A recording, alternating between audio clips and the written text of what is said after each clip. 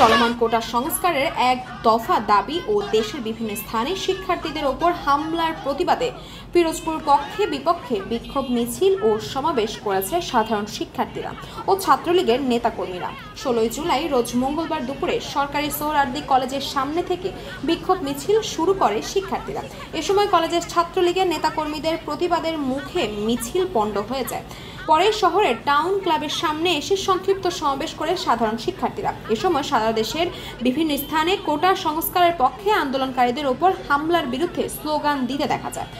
বক্তারা ঢাকা বিশ্ববিদ্যালয় সহ দেশের বিভিন্ন স্থানে আন্দোলনকারী সাধারণ শিক্ষার্থীদের ওপর হামলার নিন্দা ও প্রতিবাদ জানায় এবং কোটা সংস্কারের পক্ষে বিভিন্ন যুক্তি তুলে ধরেন। এছাড়াও কোটা পদ্ধতি বাতিল করে অবিলম্বে সাধারণ শিক্ষার্থীদের যৌক্তিক দাবি মেনে নেওয়ার